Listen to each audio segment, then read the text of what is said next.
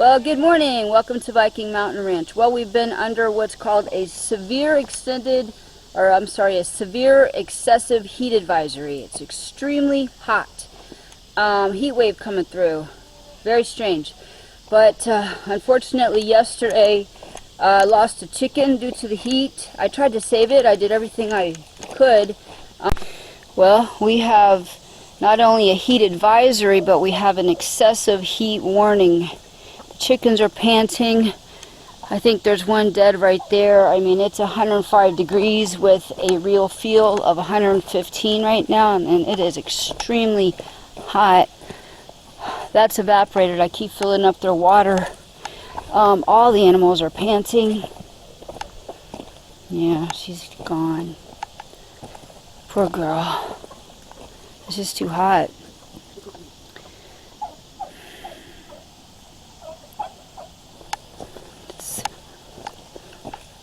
Terrible. I actually watered them down earlier today, but one way to tell when chickens are real hot is they have their wings open. See how they're holding their wings out from their bodies?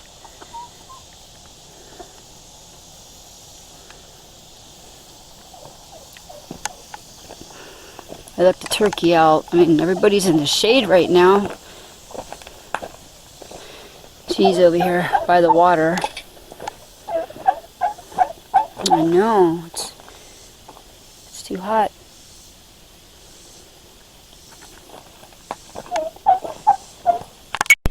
So we have 4 more days of this heat warning. Hopefully the rest of them are going to be okay. They have shaded area. I made sure all their waters are filled up. Their water buckets are full. They also have water tubs over here. The goats and the cows, you know, they're panting as well, and I make sure that they have all their mineral blocks and their loose minerals with the salt in it to keep their electrolytes up, as well as us, because we're working outside too. Extremely hot. Today we have to move a whole bunch of bales of hay. We're going to work with the neighbor down the street. They just cut their field, so there's about 300 square bales. But I have the minerals packed up, the electrolytes and everything.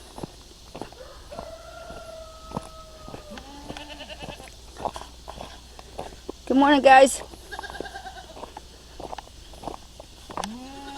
Yeah. Good morning. Yeah, it's already really hot. I know.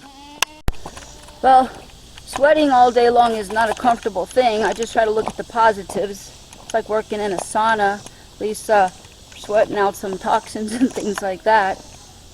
I mean, it's, I think, hotter than last year. But last year we had the drought during this time, which was, you know, hot and dry. But this year we've had rain, so I'm very thankful for the rain, even though it's really hot and humid. Can't really complain about that because we're very thankful that we got the rain. Update on the piggies. They're getting big.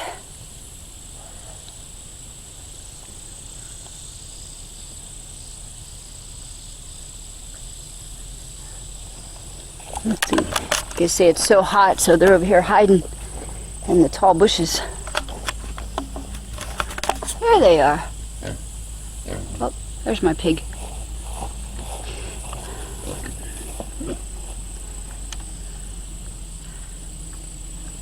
Hi, piggies.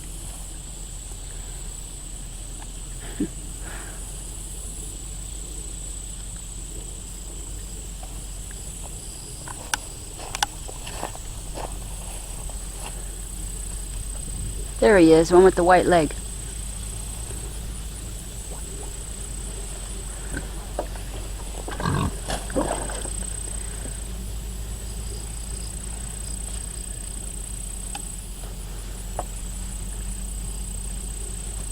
Ranch. Well, it's early morning here, and I'm just taking the goats for a little walk so they can forage.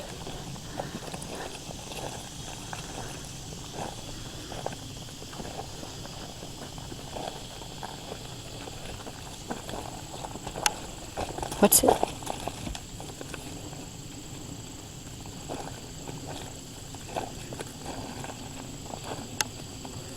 So it's mid-August, and you can hear the cicadas real loud, especially at nighttime and in the morning.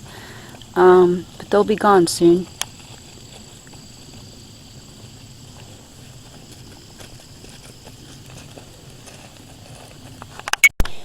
So this plant is called Lespedeza. This is not the Korean Lespedeza. This is actually wild native Lespedeza. Goats absolutely love it. Cows don't prefer it, but they'll eat it if there's nothing else. But the goats love it. It's one of the plants with a lot of research on parasite control. And if you're lucky enough to be able to grow it, well, it grows naturally. If you're in a region where it grows naturally, it's a great thing because it's a good forage, and it grows from spring until fall.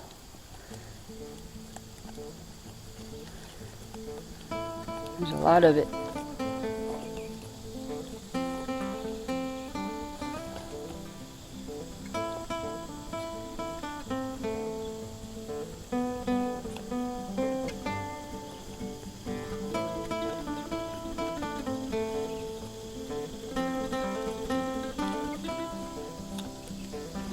Want a curry?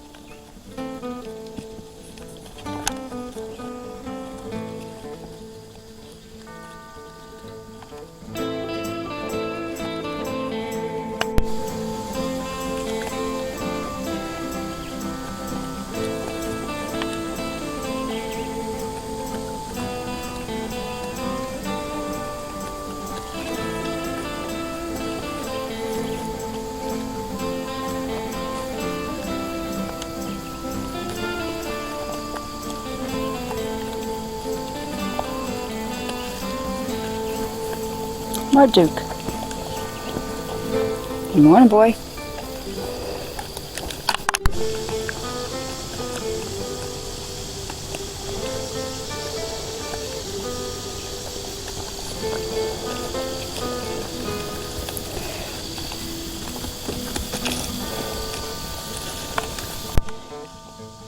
Also wanted to show you some other plants. This is called Perillament.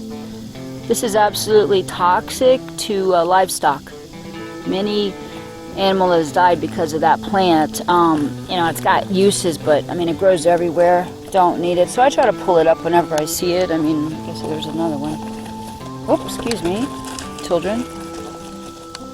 He's not actually trying to mate with her. He's just playing. Let's get this up. And it has a very strong smell. Goats, you know, they won't eat it unless it's an accident. But I'm going to show you something else.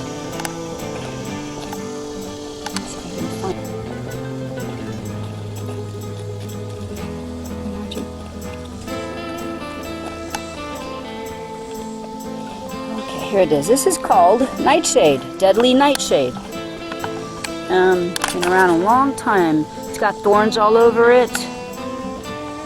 Kind of resembles an eggplant. That's because it's in the eggplant family. The little fruits that it grows, it's called devil's tomato. But yeah, it's extremely toxic. People can die from this. It doesn't have any fruit on this one, but it's about ready to bloom. And more, Duke. Hey, boy.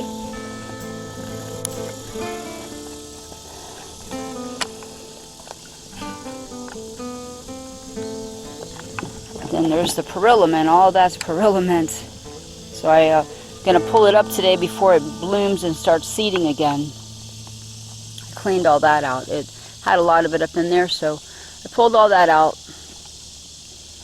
I mean, it's a nice looking plant as a border, but you don't want it in your livestock pasture.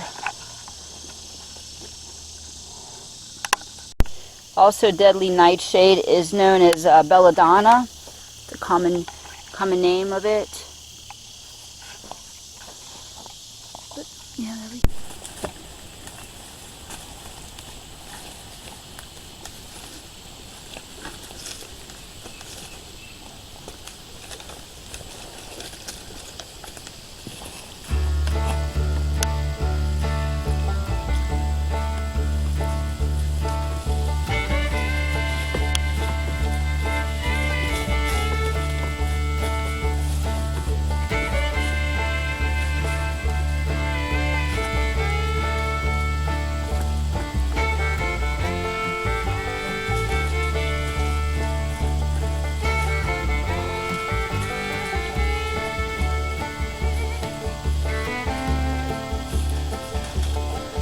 So this is one of the reasons why people like alpines as land and brush clearers, because they're tall.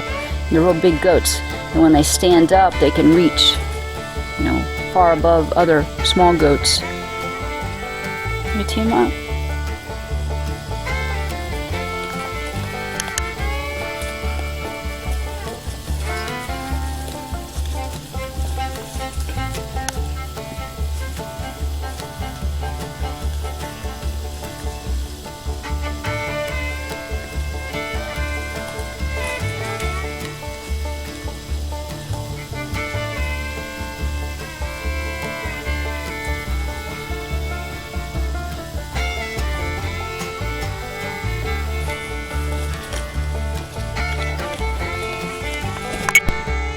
A little update on the baby cows, Ginger and Grammy. Good morning, guys. Hello.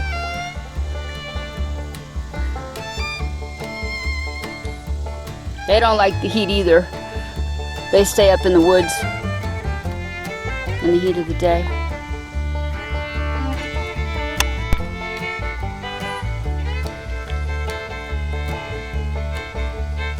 I sprayed them. We get the flies, the heat. It's pretty brutal right now. I know, doggies. Yep. Well, in a couple weeks, fall will be here and it'll be a lot better, right?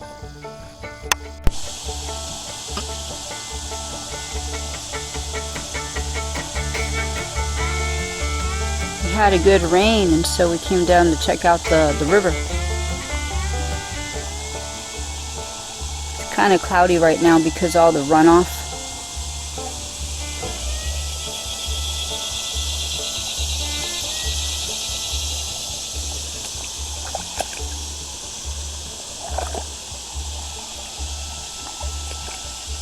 So, the waterfall right there. I would record it from the other side, but you have to walk across here, go up that hill and walk down, and then you can see it from the other side.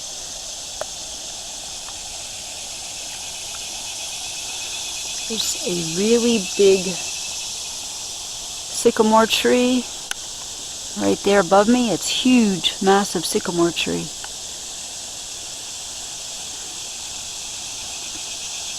The herb, the bark of the sycamore tree, if you like get poison ivy or poison oak or some itchy rash, you can boil the bark and apply that, the liquid to your rash, and you can also drink the tea. Has a lot. But this is real late summer, and all of the vegetation has really grown up. Everything looks like a lush rainforest. It's funny to think about, in a couple of months this will all be snow covered. And then there won't be one leaf or one blade of grass at all. There's all kind of plants here.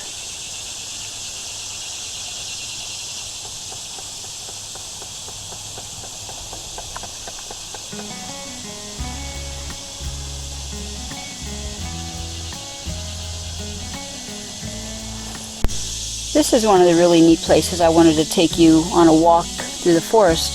So there's a really neat stream there, and if you look, there's a pool, and then there's steps, and those steps go all up the mountain. You can't really see it from here, but it's really neat.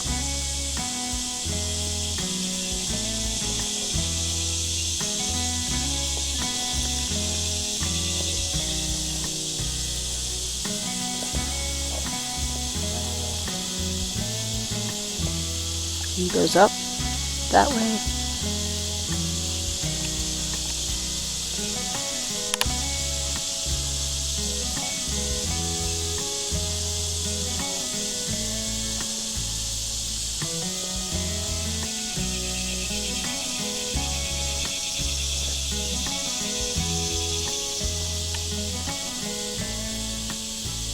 Some really big trees there. I go straight up to the canopy there.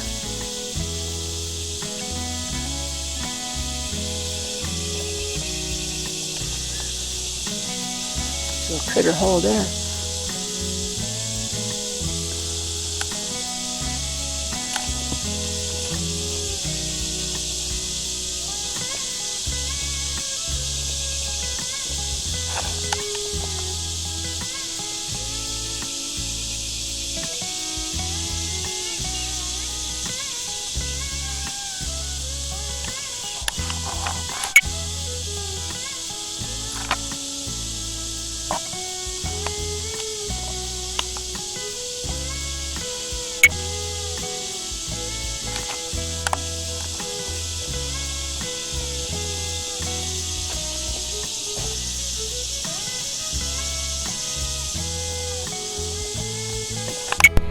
So we were here helping some friends out last year.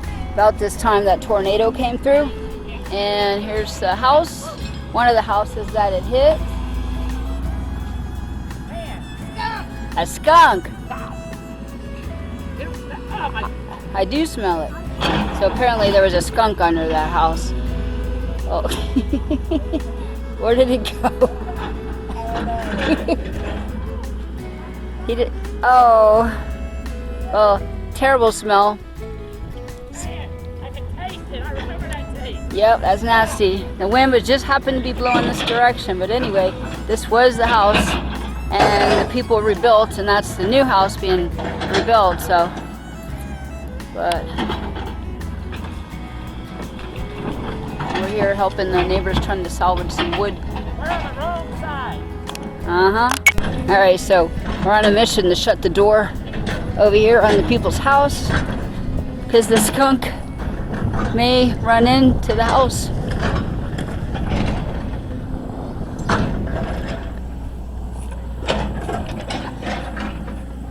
Do you see it? Okay.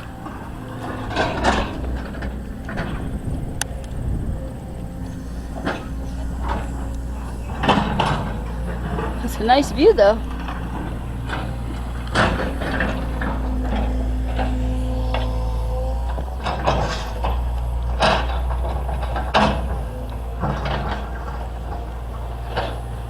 All right, well.